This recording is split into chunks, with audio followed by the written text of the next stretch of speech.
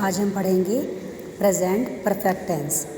तो ये present perfect tense है, इसकी पहचान होती है कि इन वाक्यों के अंत में चुका है, चुकी हैं, चुका है, लिया है, दिया है आदि शब्द आते हैं। ठीक है। इन वाक्यों में वर्तमान समय में किसी भी कार्य का पूर्ण होना पाया जाता है। यानी जैसे परफेक्ट टेंस है ये, तो परफेक्ट टेंस ये पता लग जा रहा है कि ये कोई भी काम परफेक्ट यानी कि पूरा काम है हमारा ये। तो इसका हमारा रूल क्या है कि हमें अगर हमारा सब्जेक्ट में आई और यू है तो हमें क्या करना है, इनके अलावा सभी सिंगुलर सब्जेक्ट के साथ हमें हैज़ का प्रयोग करना है, वर्ब की थर्ड फॉर्म लगानी है। और अगर हमारा सब्जेक्ट आई और वी है तो हमें क्या करना है, वर्ब की थर्ड फॉर्म तो लगानी है, साथ में हमें हैज़ की जगह हैव लगाना है। तो हमारा इसका वर्ड ऑर्डर क्या है, singular subject plus has plus verb की थर्ड फॉर्म प्लस ऑब्जेक्ट। और नंबर 2 है हमारा, अगर आई और यू है तो हमें क्या लगाना है, हैव लगाना है प्लस वर्ब की थर्ड फॉर्म प्लस ऑब्जेक्ट। ठीक है। तो ये हमारे इसके रूल हो गए हैं। तो हमारा जो फर्स्ट सेंटेंस है ये, हम फल खा चुके हैं, तो क्या है ये, we have taken the fruits. फिर है हमारा छात्र स्कूल गए हैं, the students have gone to school. तो ये हमारे वाक्य बन गए। अभी नेक्स्ट देखिए, निम्नलिखित वाक्यों का अंग्रेजी में अनुवाद कीजिए। वह अपना काम समाप्त कर चुका है, तो वह क्योंकि ही है तो ही क्योंकि सिंगुलर है तो हैज़ आएगा, he has finished his work. अगला है हमारा, बंदरों ने कपड़े फाड़ दिए हैं, राघव ने झूठ बोला है।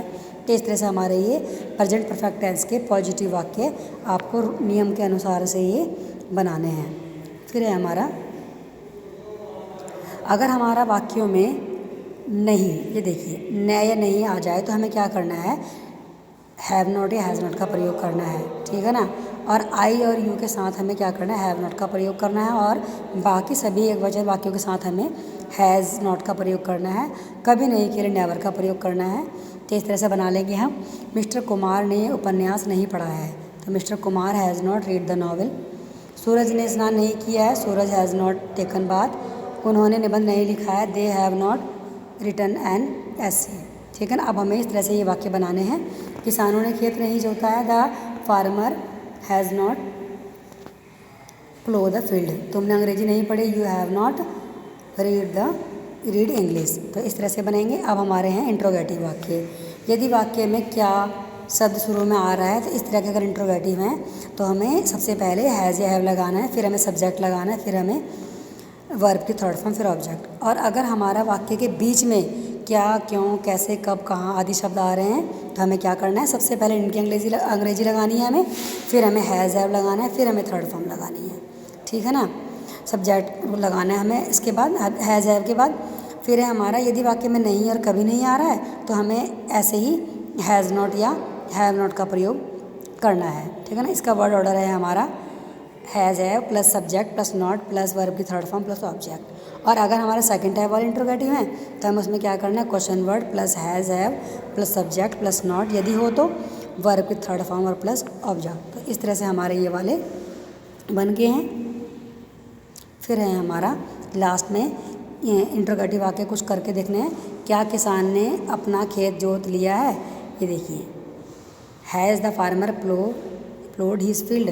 फिर है, उसने अपना काम क्यों नहीं किया है, why has he not done his work. तो इस तरह से हमारे वाक्य बन जाएंगे। फिर है हमारे मल्टीपल चॉइस क्वेश्चन, जैसे कि हमें सही ऑप्शन पे लगाना है राइट का निशान, I have never dash to Mumbai. अब हमें देखना ये कि इसमें गो आएगा, वेंट आएगा या गोन आएगा। अब जैसे कि आपको बताया अभी मैंने, तो हमें क्योंकि हैव है तो हमारा परफेक्ट टेंस है, और परफेक्ट टेंस में हम हमेशा थर्ड फॉर्म लगाते हैं, तो जाने की फर्स्ट फॉर्म गोन होती है, तो इस वाले फर्स्ट ऑप्शन में हमारा गोन आ जाएगा। इस तरह से आप कर लेंगे। फिर हमारे निम्नलिखित वाक्यों को अंग्रेजी में आपको ट्रांसलेट करना है। वे परीक्षा में सफल हो गए हैं, they have pass the examination.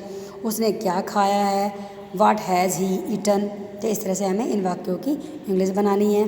फिर है हमारा नेक्स्ट, निम्नलिखित वाक्यों का हिंदी में अनुवाद कीजिए। I have written a letter, मैं एक पत्र लिख चुका हूँ। तो इस तरह से आपको इनकी हिंदी बनानी है।